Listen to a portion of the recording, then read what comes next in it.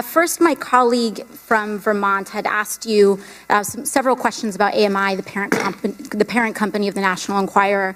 And in that, you mentioned a treasure trove, a quote, treasure trove of documents in David Pecker's office relating to information assembled from all these catch and kill operations against people who potentially had damaging information on the president. You also mentioned that the president was very concerned about the whereabouts of these documents and who possessed them.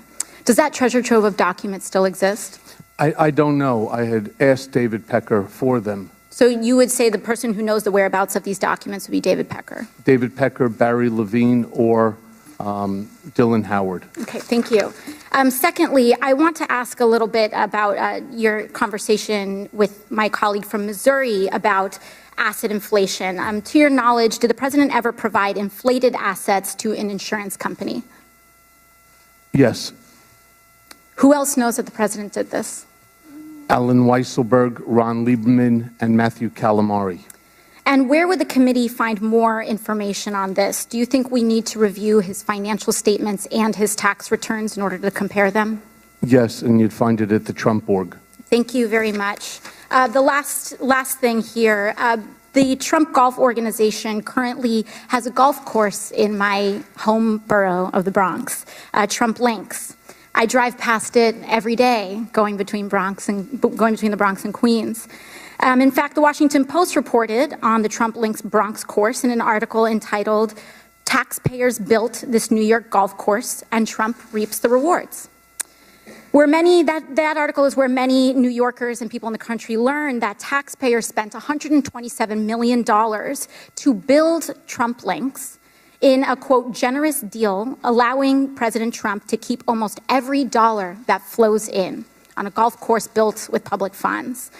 And this doesn't seem to be the only time the president has benefited at the expense of the public. Mr. Cohen, I want to ask you about your assertion that the president may have improperly devalued his assets to avoid paying taxes.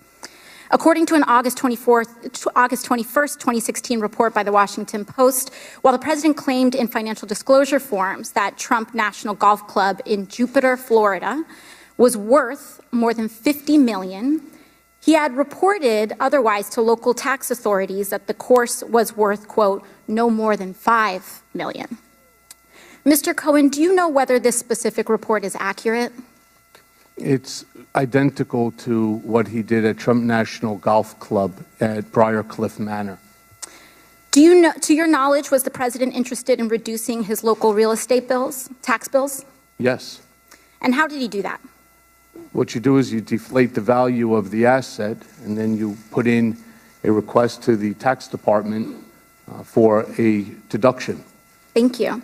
Now, in October 2018, the New York Times revealed that, quote, President Trump participated in dubious tax schemes during the 1990s, including instances of outright fraud that greatly increased the fortune he received from his parents. It further stated from Mr. Trump, quote, he also helped formulate a strategy to undervalue his parents' real estate holdings by hundreds of millions of dollars on tax returns, sharply reducing his tax bill when those properties were transferred to him and his siblings. Mr. Cohen, do you know whether that specific report is accurate? I don't. I wasn't there in 1990s. Who would know the answer to those questions? Alan Weisselberg.